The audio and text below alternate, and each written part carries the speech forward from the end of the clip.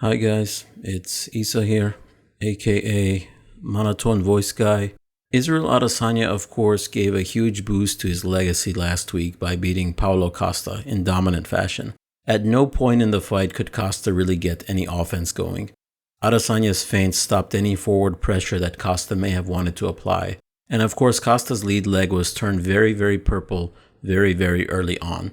Everyone went nuts, mostly because a lot of people, myself included, thought this would be a competitive fight. But in retrospect, Adesanya had become criminally underrated after the Romero fight and caused us to collectively downplay how skilled he truly is, and also to downplay how entertaining he is. He has a KO-TKO rate of 75%, and while it should be mentioned that all of his decision victories have come since signing with the UFC, his decision against Gastelum could very well have been a TKO victory, and it is certainly not the norm for Adesanya to point fight and coast to victory. So this begs the question, how good is Yoel Romero? Now obviously I'm being facetious, but really, what was it about the Soldier of God that made Adesanya fight so differently and so tentatively? Well, the first thing to note are the forces that are beyond the realm of human control.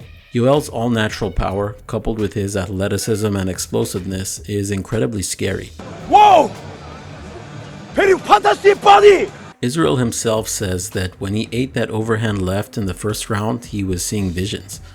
He punched me in the face and I was blinking a lot because I could see two Yoel Romeros. After that, he was very careful about avoiding eating another. And that's how we got the horrible fight we did. Now, of course, the real question here is, who cares? If this fight had never happened, we would have all been better off for it. But it was Adesanya's first title defense. He can't have the long title reign he seeks if he hadn't have won this fight. But then, did he win the fight?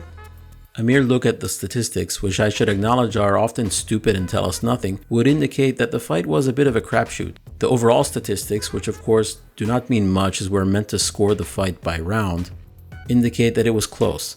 Adesanya landed slightly more strikes than Romero, but Romero did land more to the head, while Adesanya's work was mostly to the legs. Adesanya outstruck Romero in 3 out of the 5 rounds. But again, we're really splitting hairs here. For example, Romero landed double the strikes of Adesanya in the first round. Want to guess how many strikes that was? 4. Romero landed 4 strikes in the first round. Adesanya landed 2. It was less a fight and more a performance art. So who won this bit of performance art? Well, with such little activity, how can you say?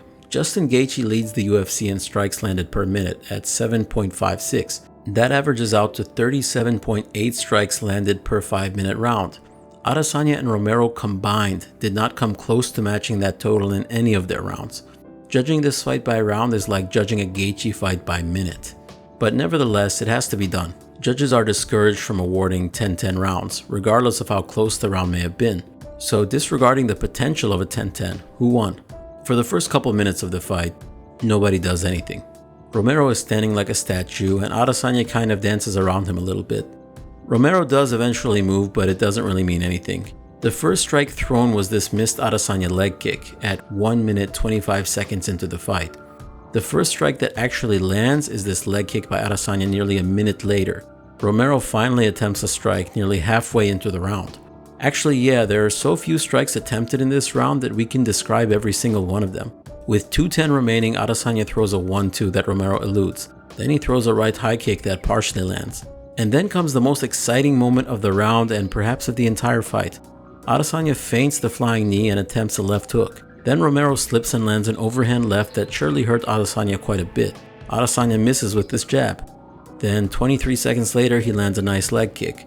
And never mind what I said about documenting every strike thrown. As few as they were, it's just too boring. I have a feeling it's going to heat up. It has to. There's no way it's going to stay like this. I would have to give this round to Romero based on landing that overhand, which was the biggest strike of the round and perhaps of the entire fight. Early in round 2, we get another hint as to why the fight ended up the way it did. Adesanya attempts a front kick and gets countered hard with yet another looping left hand from Romero. Adesanya starts targeting the leg more in this round, but midway through the round, Romero off-balances Adesanya with a leg kick, grabs onto him and just unloads with heavy left hands, followed by a right uppercut. This is the face of someone who's got hurt. Although Adesanya outstruck Romero in this round and was on target with some nice kicks, there were 2 moments in this round and both of them belonged to Romero. So 20-18 Romero is the score after round 2.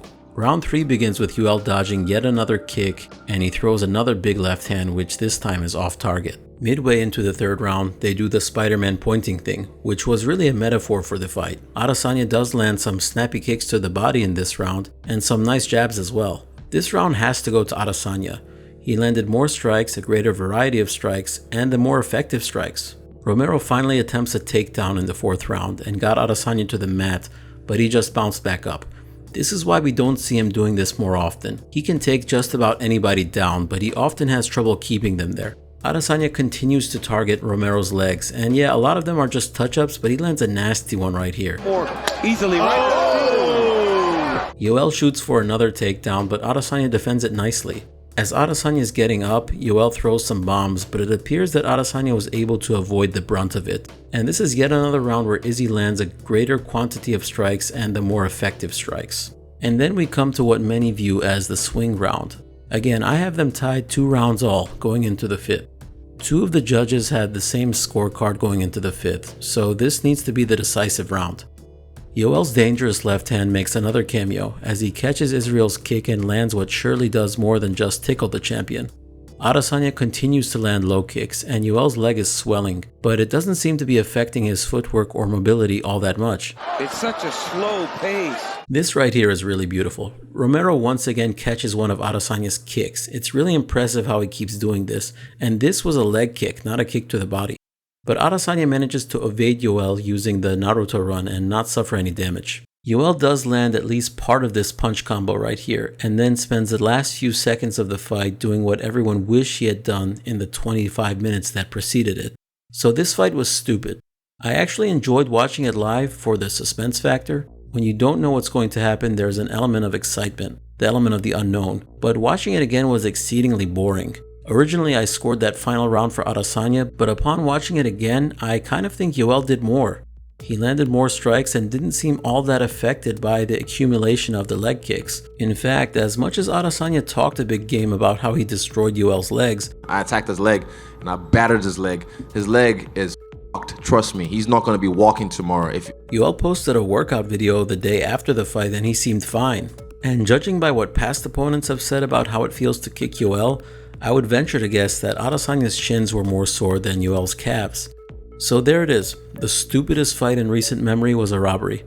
Nah, just kidding, nobody cares. Nobody really deserved to win the fight, which is why nobody even bothers talking about it. It happened, it was stupid, we wish it had never happened.